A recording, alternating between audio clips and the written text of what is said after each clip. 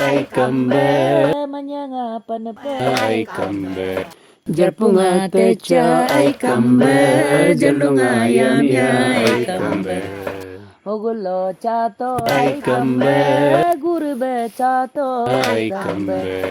nakge guru Ai kambe, gumdunge uye ai kambe. gumgoge uye Ai kambe, manyanga panepe ai kambe. jarpunga techa ai kambe jalunga yamya ai kambe ugulo chato ai kambe kodabe chato ai kambe nakge koda ai kambe chuduge uye ai kambe nyodage uye ai kambe manyanga panepe ai kambe jarpunga techa ai kambe jalunga yamya ai kambe Ogulo chatoy kambe babu be chatoy kambe nakge babu e kambe pununge uye kambe pakyage uye kambe manyanga panepe kambe Jarpunga techa, ai kambe. Jalunga yamya, ai kambe.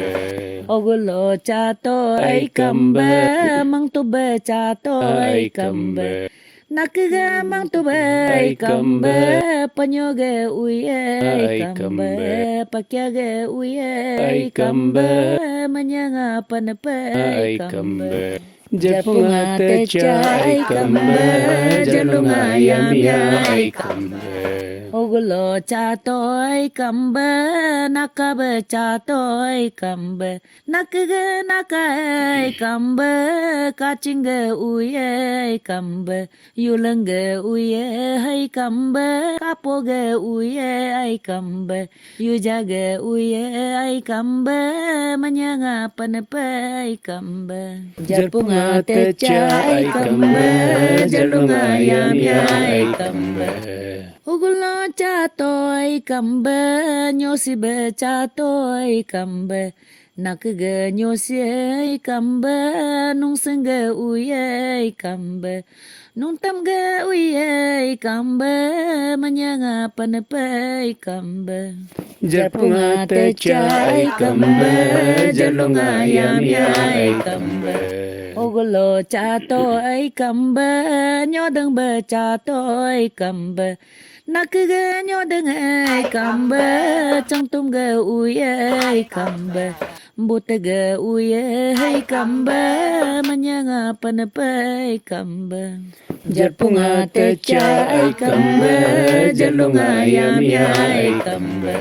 nakge name kambe kubuge name kambe tandaka yotelai kambe page name kambe kaganga yotelai kambe tunggu be chatoy kambe tunggu bu mamrile kambe pakunga mamrile kambe tunggu bu chatoy kambe tunggu bu mamrile kambe Pabika mamrile kambe jarpunga techa kambe jalunga yamya kambe